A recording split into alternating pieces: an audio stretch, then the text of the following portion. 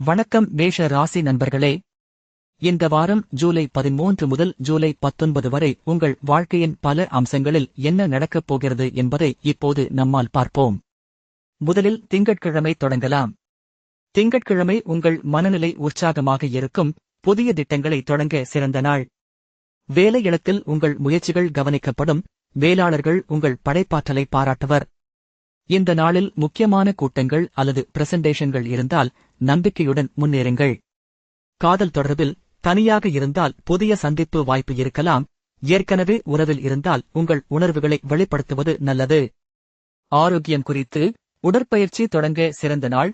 காலை நடை அல்லது யோகா செய்யுங்கள். நிதி விஷயங்களில் சிறிய முதலீடுகள் அல்லது செலவுகள் திட்டமிட்டபடி செய்யலாம். இன்றைய அதிர்ஷ்ட எண் 7. அதிர்ஷ்ட நிறம் சிவப்பு. இதை அணியவோ அல்லது பயன்படுத்தவோ செய்யுங்கள். செவ்வாய்க்கிழமை உங்கள் மனம் சிறிது சிக்கலாக இருக்கலாம், ஆனால் இது உங்களை அதிகமாக சிந்திக்க வைக்கும். வேலையிடத்தில் சில சவால்கள் வரலாம், ஆனால் உங்கள் தீர்மானம் மற்றும் பொறுமை மூலம் அவற்றை கடக்க முடியும்.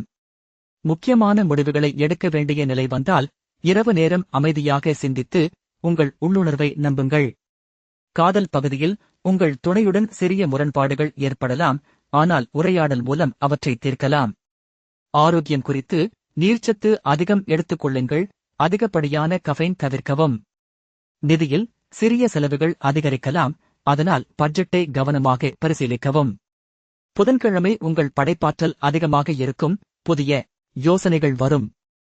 வேலையிடத்தில் நீங்கள் முன்னேற்றம் காணலாம். புதிய திட்டங்களுக்கு தலைமை பொறுப்பு கிடைக்கலாம். இது உங்கள் தொழில் வளர்ச்சிக்கு நல்ல வாய்ப்பு.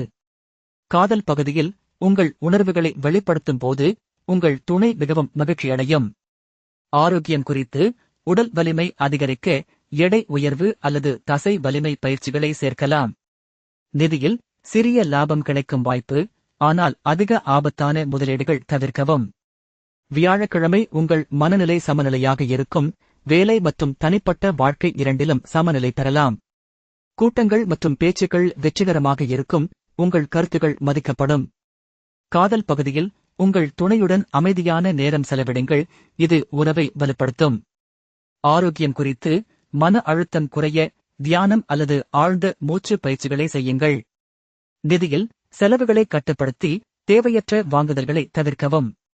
வெள்ளிக்கிழமை உங்கள் உறவுகளில் புரிதல் அதிகம். குடும்பம் மற்றும் நண்பர்களுடன் நல்ல தொடர்புகள் இருக்கும். வேலையிடத்தில் உங்கள் கடின உழைப்பு பாராட்டப்படும். போனஸ் அல்லது சிறப்பு பாராட்டுகள் கிடைக்கலாம். காதல் பகுதியில் உங்கள் துணை உங்கள் முயற்சிகளை கவனித்து மகிழ்ச்சி அடையும். ஆரோக்கியம் குறித்து உடல் எடை கட்டுப்பாட்டில் கவனம் செலுத்துங்கள்.